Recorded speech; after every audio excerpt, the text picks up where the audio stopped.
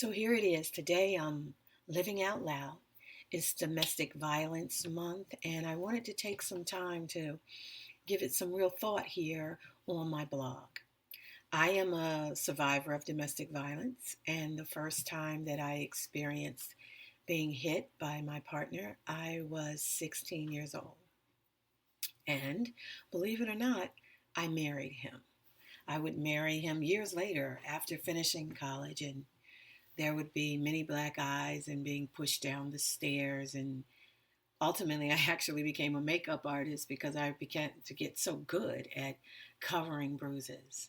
And oftentimes, I am asked, why did you stay? Or how did you tolerate him or hitting you? Or why did you tolerate him hitting you? And I thought that those were and are really good questions. But it is important for people to understand what domestic violence is and how it happens, what happens to the psyche of those of us who find ourselves in that situation.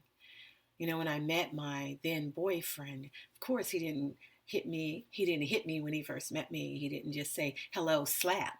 That didn't happen. We developed a relationship and we developed trust. And little by little, there would be comments said that was the intention, was to demean who I was, to make me question if I was good enough, if I was pretty enough, if I was smart enough, if I was worthwhile.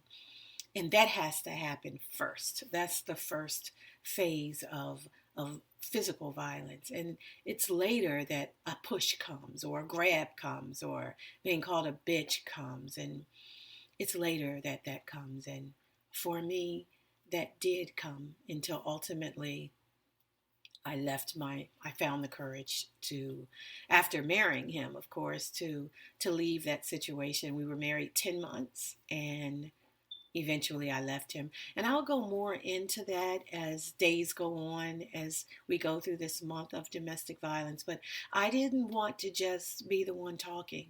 I wanted you guys, the ones that have the courage, the ones that have the desire to share their own story, because I believe that there's healing in storytelling. So if you are so moved to tell me or tell us a little bit about your experience, either as the abused or the abuser, you can write or you can video it and please embed it into my blog, and so that we can have a conversation, so we can heal together, so that we can rejoice together, those of us who have come out of it, and those of you who may find yourself still in this situation. We want to, here at Living Out Loud, be a part of helping you maneuver through that, giving you options of help. So thank you for just listening and participating and living out loud.